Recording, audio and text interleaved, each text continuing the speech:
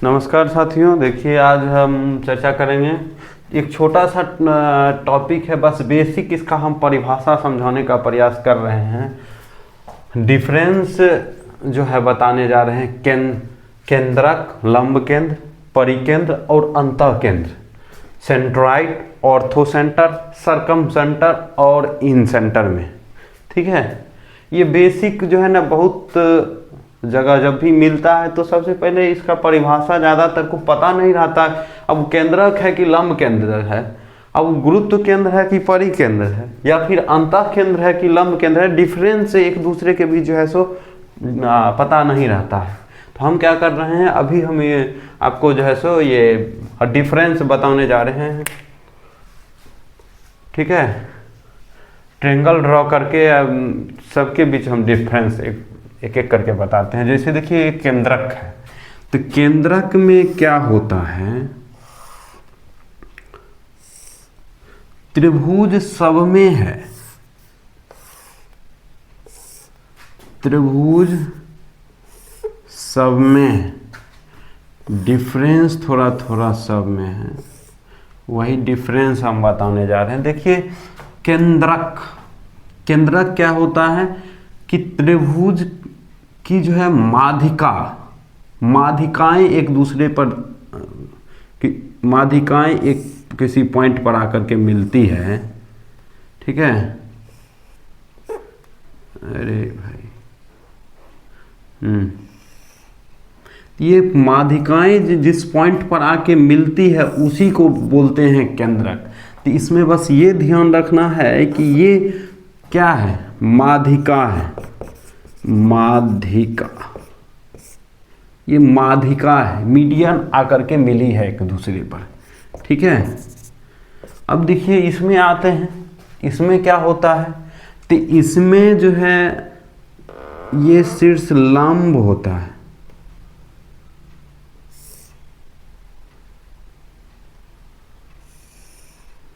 शीर्ष लंब होता है। ये शीर्ष लंब का मतलब क्या होता है कि शीर्ष पर से सामने वाली भुजा पर वह लंब डाला जाता है। तो लंब, जब तीनों लंब जिस बिंदु पर आके मिलती है तो उसी को बोलते हैं शीर्ष लंब। एक मिनट, ये रेखा को शीर्ष लंब बोलते हैं। ठीक है, इस बिंदु को बोलते हैं लंब केंद्र। ठीक है, चूंकि ये लंब आकर के इसमें मिली है। डिफरेंस देखिए सब में देखते जाइए, इसमें जो है माध्यिका एक किसी एक बिंदु पर आके मिली है, इसमें लंब एक बिंदु पर आके मिली है, और यहाँ है सरकम सेंटर, परिकेंद्र। और ये परिकेंद्र में क्या होता है, तो इसमें भी जो है इसमें होता है लंबार्धक, मतलब भुजा का, हाँ, भुजा का लंबार्धक, मतलब कोई भुजा है तो उसका लंबार्धक, मान लीजिए लंबार्धक कैसे निकलता है, यहाँ से आधा से अधिक चाप लेकर के इस तरह से काटा जाता है, इस तरह से काटा जाता है, इस तरह से काटा जाता है, फिर इधर से ऐसे करके काटा जाता है, फिर इसको जो मिलाते हैं तो यही लंबार्धक होता है। बराबर दो भागों में बांटा जाता है।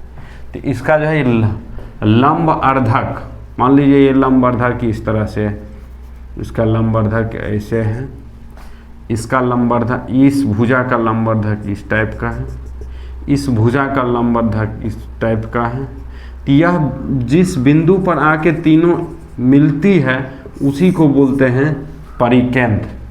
ठीक है, भुजा का लंब। अब अंतः केंद्र किसको बोलते हैं, अभी एक बार फिर हम समझा रहे हैं, पहले इसको कर देते हैं। तो अंतः केंद्र बोलते हैं कोण का समद्विभाजक। यहाँ पर ये था भुजा,